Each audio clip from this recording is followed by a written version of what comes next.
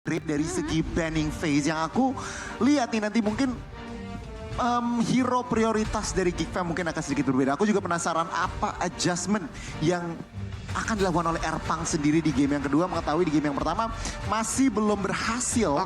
Tampaknya game yang plan. Harus ada ininya, harus ada benar-benar kayak sebuah pondasi juga yang kuat agar early leading, tapi harus ada jawaban juga menuju ke late gamenya. Karena tadi terlihat juga dari di atas kertas, kalau kita ngelihat damage output itu ada kategorinya beda cukup signifikan, di mana teman-teman dari Homeboys ini leading juga dari kategori tersebut dan terlihat masuk game early masih seimbang, bahkan mungkin Geek Fam lebih leading. Tapi masuk mid, masuk late, masuk super late di atas menit ke-20. Kita terlihat sedikit kesulitan dari sisi Geek Fam-nya untuk memberikan damage karena mereka full rely bahkan ada dari Aboy. Marky yang benar-benar harus berada di posisi yang maksimal baru terlihat damage-nya. Iya setuju sih, karena kalau ngomongin Marky di beberapa menit sebelumnya sebenarnya posisinya udah bisa dijaga banget loh. Tapi dengan tim yang terpecah itu tadi sebetulnya yang menjadi batu sandungan untuk teman-teman dari Geek. Karena kalau bicara soal problem solve, Geek jadi satu tim dengan tipikal belajar yang cepat juga. Iya, adaptif juga. Benar. Dan kita juga sudah melihat bagaimana Bruno first pick ini yang masih menjadi sebuah fenomena yang menarik, Goni.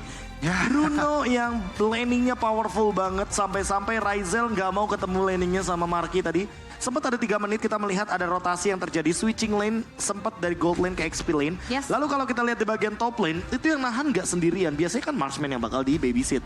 Sekarang kalau kita lihat tadi di game yang pertama, referensi game yang pertama, Bruno match up-nya lawan 3 pemain sekaligus. Sehingga Bruno-nya nggak mencapai power spike dengan mendapatkan snowballing dari objektif turret. Oke. Itu menjadi salah satu fakta yang cukup unik juga, Cipi. Cuman sambil menunggu-nunggu nih ya. Mungkin aku pengen aja Cipi sih. Kira-kira hero apa yang keluar di game yang kedua? Entah kenapa perebutan dari 3 hero yang sudah diamankan di awal ini masih menjadi concern sih. Atau masih menjadi topik yang cukup hangat untuk diperbincangkan ya. Karena Bruno ini menjadi hero yang cukup disegani juga pasca MPLI. Dan bahkan di 2 match yang kembali di-mention itu masuk ke rangkaian banning first bahkan. Jadi mungkin ini either pertukaran karena kita belum tahu juga kan siapa yang bakal first pick dan siapa yang nantinya akan second pick. Oke. Dan tampaknya tentunya kita akan segera memasuki drafting phase untuk game yang kedua lagi dan lagi. Sebentar lagi tampaknya belum. Segera banget. Tenang teman-teman. Sebentar lagi. Tapi ingat kita masih ada kesempatan untuk di game yang kedua untuk menyamakan kedudukan terlebih dahulu. Setelah itu mungkin kita berharap dari Geek Fam bisa melakukan sebuah reverse sweep untuk lebih mengamankan posisi di babak group stage. Betul. Karena seperti kita tahu untuk sekarang teman-teman ya, yang namanya bottom tuh tidak akan lolos ke babak knockout stage. Betul. Ini adalah sebuah konsep turnamen baru lagi nih yang kita sempat lihat dari ajang M1, M2, M3, M4. Mostly walaupun kita ada di bottom tuh, kita masih bisa untuk mencoba dari lower bracket. Tapi ketika kita berbicara M5 World Championship, tidak ada lagi yang start dari lower bracket. Mereka semua akan start dari upper bracket. Yang artinya top 2 akan menuju ke babak selanjutnya. Bottom 2 say goodbye. Nah itu dia nih yang menjadi tantangan tersendiri buat tim yang akan bertanding baik dari grup A dan juga dari sisi grup D. Tapi kita akan berfokus untuk tim Indonesia kita karena lihat aset yang luar biasa dari Yuzong. Maskot M5 sudah menandakan bahwa drafting pace sudah mulai ready. Real Yuzong M5. Real Yuzong M5 tentunya. Dan tampaknya dari sisi picknya tidak akan berubah. Geek Fam akan masih berada di sisi biru first pick tentunya. Dan Homeboys akan mengisi sisi merah dengan second pick. Dan kita lihat sesuai ekspektasi dari banning phase belum ada yang terlalu berubah. Mungkin Geek Fam bisa ngeban ke arah Faramis di sini atau mereka ngelepas Faramis ngeban ke arah mungkin Joy untuk benar-benar secure dari sisi. Tapi One juga masih terbuka sebenarnya. One ya. Kalau aku berbicara One sih sebenarnya itu tipikal hero yang situasional banget. Tapi tiba-tiba jadi priority hanya karena Guinevere-nya up. Jadi mau nggak mau kan kita tahu sendiri banyak marksman yang belum tentu bisa membawakan Purify. Tapi One dengan Needles of Flower, skill keduanya itu kayak udah punya Purify gratis. Dan itu yang membuat bagaimana Guinevere jadi tidak begitu efisien.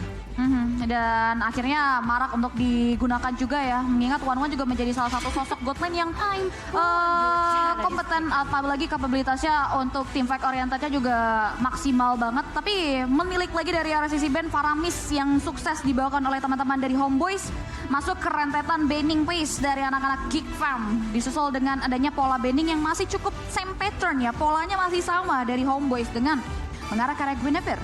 Oke, dan tampaknya udah sedikit ada adjustment tentunya dari tim merepresentasikan dari Indonesia. Joy akan diamankan first pick. Jadi kita lihat nih Homeboys apa yang akan mereka lakukan sekarang tanpa adanya Faramis. Mungkin Bruno kah apa dipindah tangan atau mungkin hero-hero lain. Seperti yang tadi membuat menang sih sebenarnya ngelihat dari sisi Chibi-nya sih. Apakah akan diprioritaskan lagi dari sisi jungler atau berbeda? Karena ini inget ya, Chibi, KB, Joy ini juga hero yang cukup fleksibel. Memang 70%, 80% akan masuk ke arah jungle. Tapi 20% ini bisa ditaruh di XP bahkan mid. Iya, tidak pernah melupakan juga bagaimana look dengan Joy-nya juga. Tapi untuk sekarang dengan kehadiran dari Bruno dan Valentina, opsi hero yang sudah mulai dikikiskan. Apalagi melihat mungkin beberapa opsi kayak misalkan Lilia atau Novaria bisa jadi prioritas juga bagi Aboy. Dan Forever Young nih dari Aboy ya. Tidak peduli berapa umur dari Aboy, tapi Aboy forever be a boy. Be a boy. Be a boy. Fakta yang forever young. Forever young.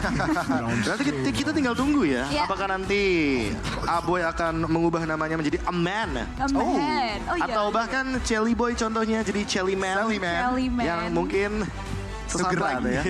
Semakin beranjak dewasa kita tunggu ya. Coming soon dari Aboy. Tapi menilik lagi dari sisi drafting pace-nya, Tarizla Brody menjadi pilihan dan match up nantinya dengan sosok Bruno dari arah Razel. Ya ini tampaknya Luke akan mengamankan hero yang sama untuk game yang kedua juga. Terizla. Dan aku cukup kaget Geek Fam tidak ambil hero Aboy di atas. Mereka lebih mengamankan hero yang Aboy di bawah yang kemungkinan besar akan dihilangkan lagi. Seperti Lilia, tadi Novaria juga disebut KB. Itu bisa di-ban. Apa bau-baunya kita sedang mencium Joy mid. Kalau aku malah mikirnya mereka tuh nungguin shore-nya bawa apa. Oke. Karena kalau shore-nya udah ketahuan bawa apa, nanti Aboy bisa membawakan Kadita yang sudah lama hilang dan tenggelam di lautan Land of Dawn. Bisa banget ya. Karena kalau Kadita, tiba-tiba shore-nya membawakan Minotaur pada Apalagi fase ini last Nolan. pick, iya kan? Apalagi Nolan, apalagi Bruno, Yap. dan juga Valentina, mau gak mau mereka kayak dipaksa untuk membawakan Purify. Yep. Kadita bagus posisinya ketika dikombokan juga dengan Terizla. Sehingga yang mereka incar bukan buru-buru untuk ngambil hero untuk Aboy, tapi memastikan kalau Aboy tidak akan berhadapan dengan hero yang akan membawakan Flask of the Oasis. Alright, ya akan menjadi malapetaka tersendiri ya. So cukup make sense. Kita akan lihat nantinya kejutan apa untuk mempertimbangkan pilihan hero dari sosok Aboy dari Geek yang pastinya menjadi tolak ukur juga dari kemenangan berkaca dari game sebelumnya. Bagaimana dia bisa mengoptimalkan power dari hero-nya Povius. Di sini ditutup untuk banning Povius, selanjutnya. Kemungkinan besar ini kayak buat nutup Nolannya aja karena tadi Geek Farm juga melakukan hal yang serupa. Apalagi kita tahu lah Nolan dash dengan gouge-nya mau di nerf kayak gimana pun. Ya kalau dengan purple buff dan juga 40% cooldown reduction dia akan tetap dengan dash power ability-nya dia. Tapi kalau misalkan kita kilas balik bagaimana dengan pemilihan 3 hero dash ability dari Homeboys sangat make sense. Mereka nggak mau berhadapan dengan Povius. Dan bahkan bisa jadi Shorn akan mengamankan hero powernya seperti Chow. Bisa. Jadi kayak ya Poveusnya ini untuk ngedinai hero-hero dash, termasuk hero power dari Shorn itu sendiri dengan pick off-nya. Wah ini bakal fatal banget sih. Masih segar diingatan juga bagaimana Storm mengoptimalkan power dari Chow ketika MPLI berjalan. Dan ini yang menjadi salah satu concern tersendiri karena metode culik ini kerap kali bisa dapetin follow up yang cepat juga. Apalagi dia bawa Nolan yang tadi udah dibahas kan kombinasi yang pas banget. Dan ingat ini tim Malaysia versus tim Indonesia. satu kali pembuka pick off pun ini possible untuk dieksekusi, mereka pasti bakal all in. Ya, karena itu gameplay yang kerap kali kita saksikan dari dua region kita, serumpun Brotherhood. Hampir sudah menjadi identitas tentunya, dan aku juga setuju kalau kita ngebahas Chow lebih dalam lagi nih. Apalagi Geek Fam sudah membuka Brody yang hero yang kita tahu tidak akan membawa Purify spellnya. Akan menjadi makanan yang cukup nyaman tentunya dari seorang Chow, dan kita lihat aja nih dari band-bandnya. Tampaknya teman-teman dari Homeboys juga tidak langsung serakah nge-ban ke arah Aboy, tapi mereka juga lebih mengamankan dari sisi Nolannya, dari Cibinya. Hilda dan juga Fovius benar-benar dihilangkan, tadi juga sempat bahas Fovius. Ditambah lagi mereka hilangkan Hilda. Ya setuju sih, karena keduanya sama-sama punya karakter team fight oriented, ditambah lagi pick off metodenya juga kuat banget kan kalau bicara soal kedua band ini. Ya, tapi kalau kita melihat juga bagaimana Chow yang di band dan sempat kita perbincangkan tadi, ini adalah sebuah respect band yang sangat-sangat pas banget posisinya. Betul. Karena sebelum fase pick yang keempat untuk Homeboys. Tapi ingat, Homeboys di sini masih ada Minotaur dan mendinai Kadita yang tadi sempat kita mention. Gone, say goodbye dulu untuk Kadita seperti dari Aboy. Dengan kali itu pemilihan untuk Minotaur berarti menandakan kalau seandainya last pick dari Homeboys bisa fleksibel, bisa menuju ke arah Pakito, karena kita tahu Pakito dari Sepat ini punya panggilannya sendiri, Sepakito. Sepakito. Tapi tidak melupakan Benedetta juga, karena Poveus Band ini benar-benar jadi sebuah karakter dan juga sebuah penanda sinyal kalau teman-teman dari Homeboys akan bermain dengan banyak hero dash ability.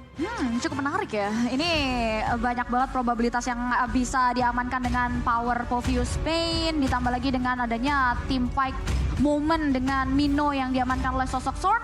So pilihan dari Geek Kufra sih? Kufra seems good. Nolan, Bruno paksa Purify. Tapi Ruby lagi bawahnya. Florin. Namanya Florin atau Ruby? Yes, Florin. Lilia.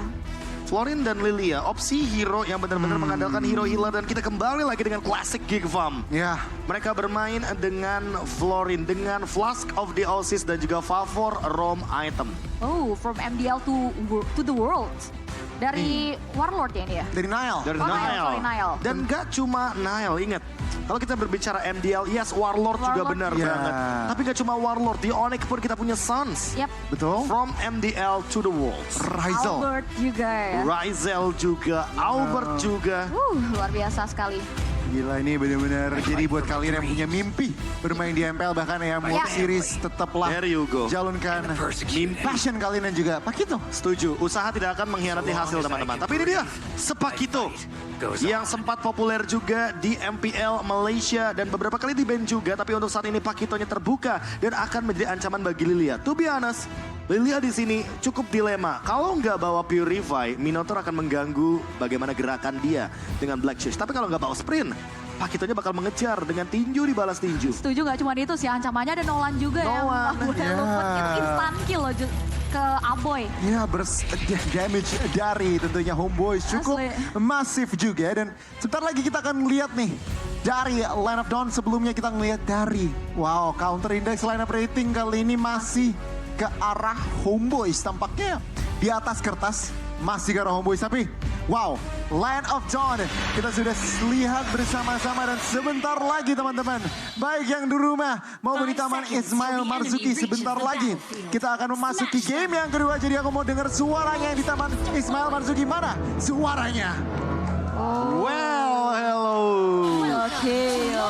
Ramainya di sini teman-teman. Jadi kalau teman-teman mungkin masih ingin menyaksikan match terakhir, match yang keempat yang ada Onyx melawan Bigetron Sons. Pasca match ini, apapun hasilnya dari match ini tentunya yang kita berharap tentunya Geek Fam reverse sweep dengan 2-1. Pokoknya nanti di match yang keempat kita masih akan ada di Taman Ismail Marzuki. Yes, masih dengan menyemarakan hashtag 5 sekarang Indonesia, ya. Sekarang Indonesia. Dan ya berfokus terlebih dahulu terhadap satu tim kita yang sudah ketinggalan 1 agregat poin Geek Fam dengan komposisi hero mereka. Ini sebetulnya bisa menyeimbangi tentunya terkait early advantage dengan ngebawa Joy dari Nile. Dan yang pasti kita lihat juga di sini masih belum ada singgungan, tidak ada tabrakan, cuman dengan ngebawa karya healer support. karakteristik rotasi dari Baloi mengarah ke Marky. Ya, tapi ini yang membedakan bagaimana karakteristik permainan antar dua healer ini, Florin dan juga Minotaur. Entah kenapa aku merasa kalau Florin lebih membutuhkan fleeting time dan Flask of Theosis belum tentu menjadi prioritas. Berbanding terbalik dengan Minotaur, yang dimana Minotaur ini malah menuju ke arah item tank. Bukan item seperti fleeting time atau bahkan item seperti Flask of Theosis. Dan bahkan sudah ada 2 event yang terjadi di 2 tempat yang berbeda. Flicker yang masih ready semuanya dari tambah recall dari Warlord. Tapi kali ini dibalaskan dengan bagaimana freeze yang terjadi di area mid lane. Membuat Aboy harusnya lebih berhati-hati karena ada Nolan di sana. Yap, Nile kali ini sudah mulai masuk tentunya mencari angle untuk mencari first blood tentunya. Tapi tampaknya teman-teman dari Homeboys recovery yang cukup baik. Yep. Sebelum tentunya turtle yang pertama, natural objektif yang pertama hadir di Tapi lineup itu ada satu item yang cukup unusual loh, di mana Marky ngebawa karya Windtalker jadi situ Profesor KB. Iya.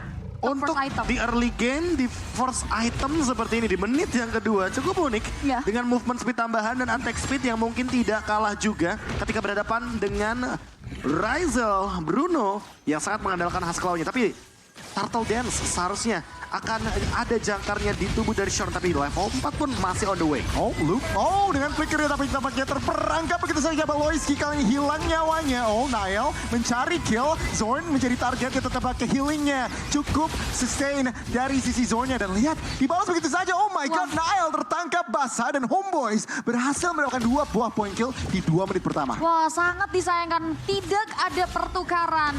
Geek Fam harus kehilangan 2 poin eliminasi serta objektif Turtle. Yang ngebuat early dari Homeboys akan semakin enak lagi nantinya untuk bisa dijalankan. Dengan membawa roamer yang support, yang cover, ini membuat Warlordnya jadi punya flicker. Dan penalty zone cukup mengejutkan tadi. Luke harus tercuri dari 1 buah penalty zone-nya. Dan bahkan sekarang Geek Farm Oh my God. dalam keadaan under Homeboys menjalankan gameplay supersonic mereka. Yang sangat-sangat cepat, the hypersonic Homeboys. Kekuatan, kecepatan suara yang kalau snowballing ini akan menggulung musuhnya dengan early game pressure yang tidak akan mereka hentikan dari awal game berjalan. Akselerasi playstyle ya. Kita akan lihat bagaimana Geek Fam bisa menyesuaikan diri terkait bagaimana agresivitas yang sudah dipertontonkan oleh teman-teman dari Homeboys. Keadaan tidak semasif sedia kalah pas kalau Turtle berhasil di-secure. Tapi yang tidak bisa dipungkiri adalah rotasi dari Storm yang memang selalu konsisten dia bawa untuk masuk ke area sosok Nile. Yep.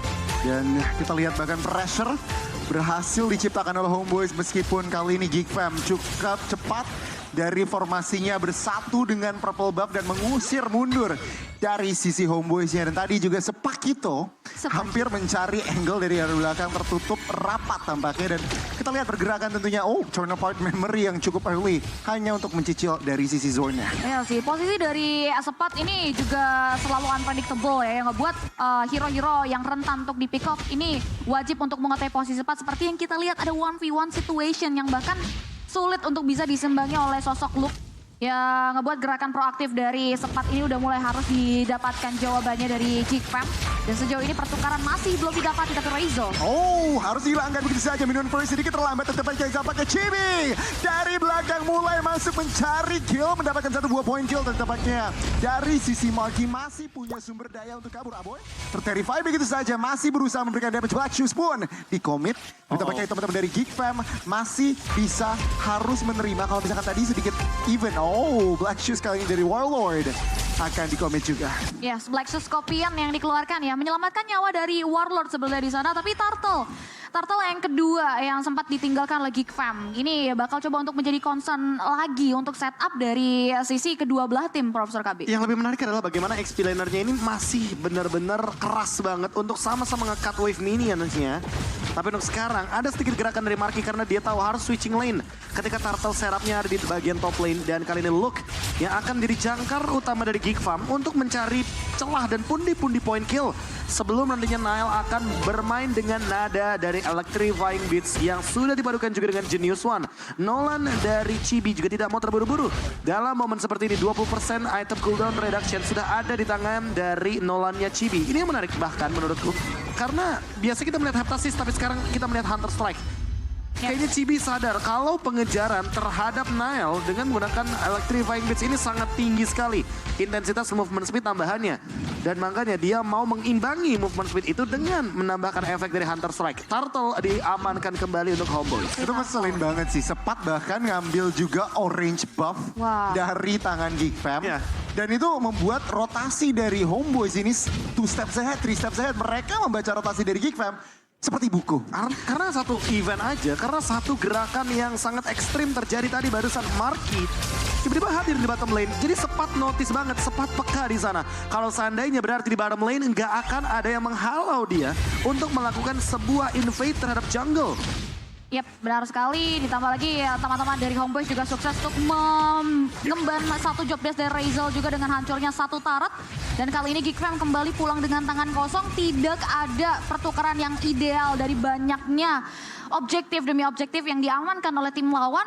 Dan 2 turtle for sure yang ngebuat akhirnya goldnya pun berada di angka 3.000 loh. Yang total ini angka yang tidak cukup baik didengar oleh teman-teman Geek Fam di menit yang ke-7. Lagi-lagi 3-man move dari Homeboys. Mereka selalu menekan agar Marky tidak mampu untuk mendapatkan farming yang setara. Dan bahkan kalau kita melihat sekarang, makin lebih sulit lagi bagi Marky dan kawan-kawan lead the gold. Karena Homeboys sudah mulai mengaktifkan bagaimana intensitas teamfight mereka yang begitu cepat. Dan ini dia, Sepakito.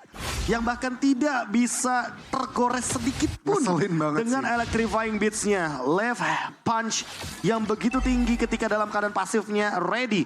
Membuat teman-teman dari Homeboys bisa mengendalikan semua area dari jungle-nya Geek Fam. Dan diinvasi abis-abisan. Padahal ini bicara center turretnya belum hilang loh. Iya. Tapi ya teman invasi dan bahkan under pressure ini udah mulai diterapkan oleh anak-anak dari Homeboys dan tidak dipungkiri mungkin perfect turtle ini bisa diamankan sebetulnya karena tidak ada satu hero badan mungkin look tapi ini cukup krusial juga sebetulnya untuk nge-create momen di area turtle-nya. Turtle yang begitu cepat. Bahkan kayaknya nggak nyampe 10 detik barusan. Free turtle. Kita melihat free turtle yang sangat gratis diamankan oleh teman-teman dari Homeboys.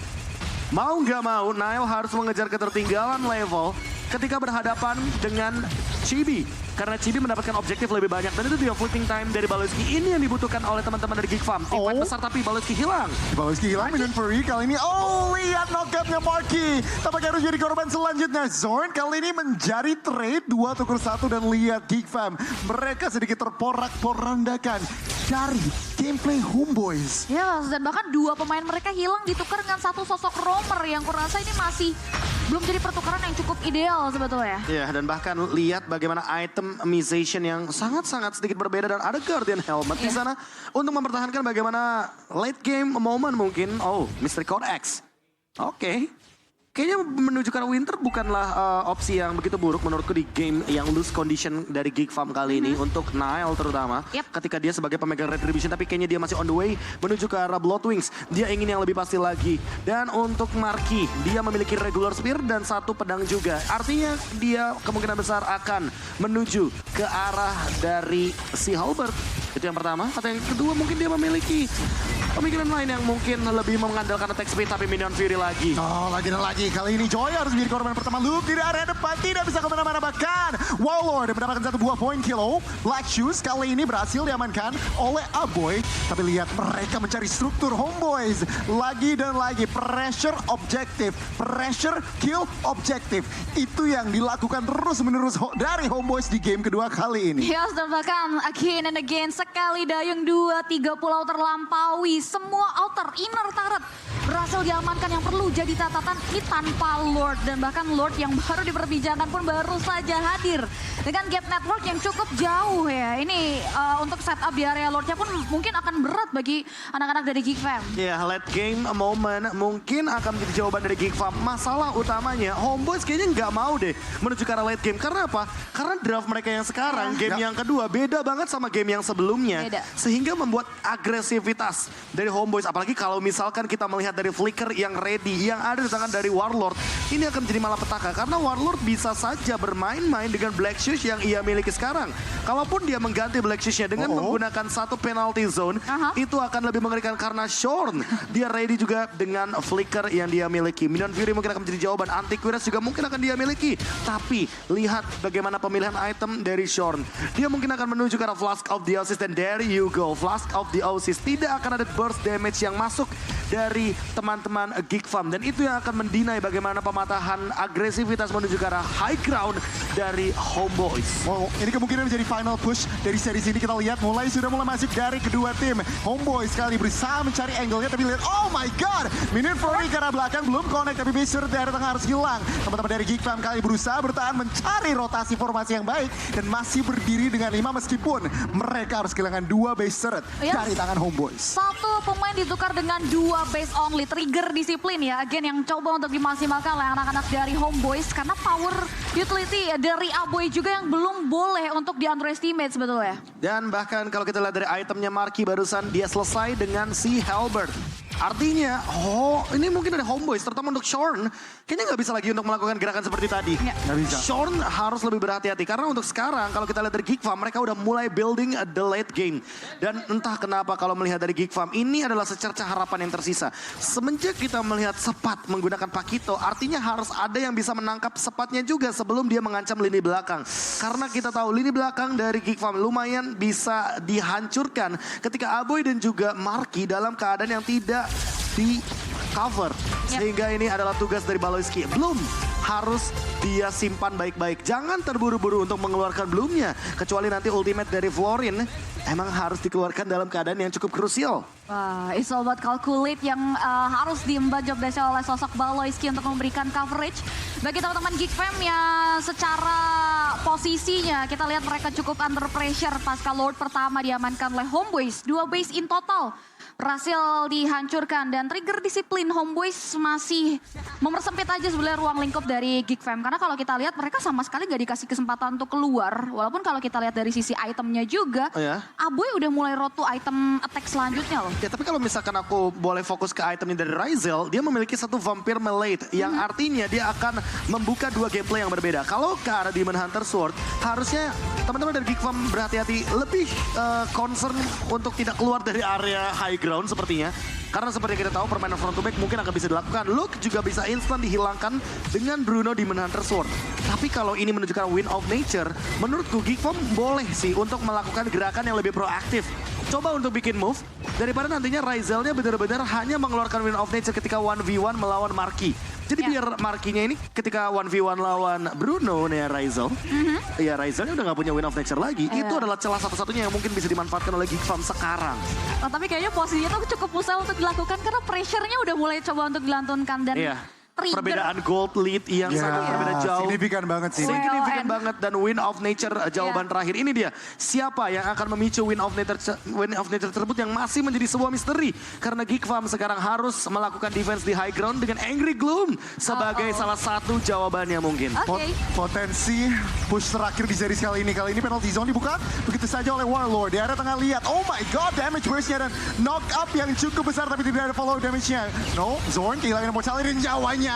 Geek Fam berhasil mendefend Lordnya dan bahkan berhasil mendapatkan 1 buah point kill kali ini. Alright, satu pemain Zorn lagi-lagi menjadi korban dari keganasan Geek Fam untuk defensive manuver. Ya ini dia, perbedaan ketika Geek Farm menuju ke arah late game. Mereka punya Lilia, mereka punya power dari Angry Gloom yang bisa memakan Lord dengan instan. Dan bahkan lihat power juga dari Nile karena semakin build ke arah late game. Nile bisa saja menjadi jawaban bagaimana Homeboys dengan permainan cepatnya. Intensitas yang dibawakan oleh Shorn memaksa lagi dan lagi. Flicker Minion Fury dengan immortality yang pecah juga ini akan membuka potensi juga untuk menuju ke arah Lord.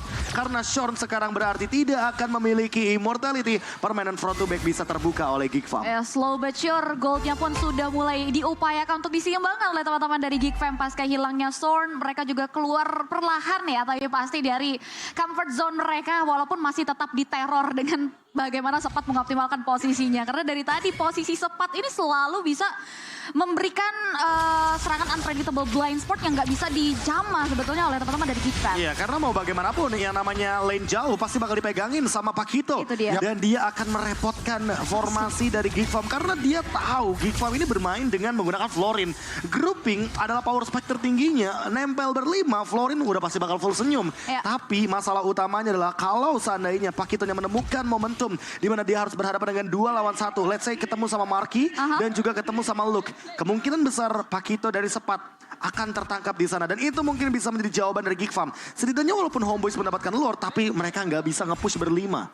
Oh ya, ini mari kita recap sedikit ya. Ini item masih cukup berbeda, di mana memang dari Brody satu item lagi untuk full item. Tapi lihat, dari sisi struktur Homeboys masih berdiri.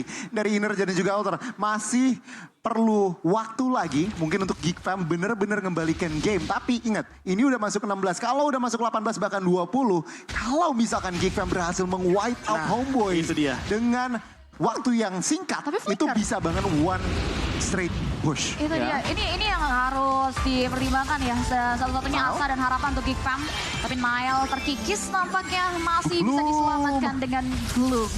Oke, belum yang digunakan, mau tidak mau berarti Baleski tidak memiliki ultimate, tidak memiliki flicker juga, tapi Shorn sama-sama tidak memiliki flicker tapi masih ada ultimate. Yap. Perbedaannya adalah karena memiliki Flask of the Assist menandakan kalau dua-duanya perlu bermain dengan tempo kiting. Gak bisa buru-buru, harus tarik ulur permainannya karena semakin lama mereka all in, berarti kemungkinan besar yang survive dengan menggunakan Flask of the Assist akan sangat diuntungkan sekali. Ya, ini tentang kalkulasi juga tentunya bagaimana penempatan dari heal.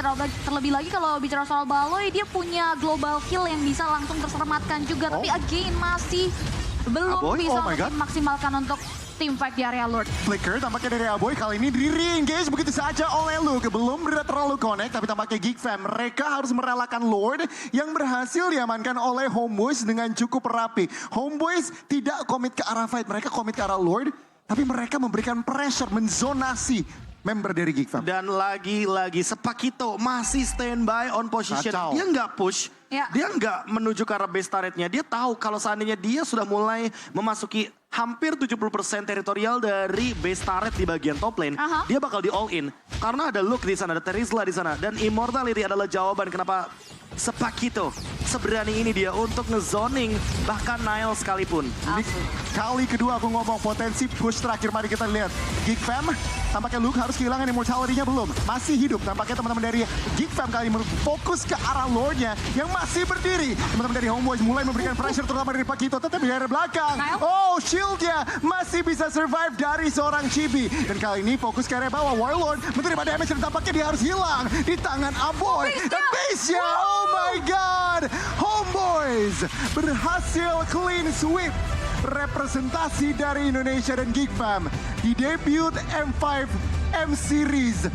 Mereka harus menerima kekalahan. Good sweep. Clean sweep 2-0 bukan pertanda yang baik Wah. bagi representatif MPL Indonesia kita, Geek Fam, yang kali ini sedang mengalami kekalahan pertama mereka di babak group stage. Grup D, di mana grupnya ini benar-benar sangat kuat isinya. Wah, Ada asli. Homeboys yang baru saja menang 2-0. Ya. Dan berarti menandakan bahwa Geek Fam perlu preparation yang lebih matang lagi menuju ke next match-nya, yaitu bertemu dengan The Ohio Brothers Dan juga Dustvault, perwakilan dari East Europe Central Asia.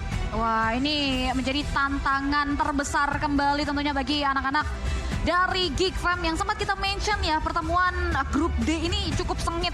3 juara dari masing-masing region dan harus bertemu dengan Geek Fam. Dan bahkan di first match mereka bahkan harus dibuat bertekuk lutut 2-0. Ini nyaris di game yang kedua. Mereka tersetir habis-habisan sih. Iya, iya. Dari Secara awal. Team fight-nya Dari sama awal sekali kita nggak udah jalan. sempat mention kalau Ya. seandainya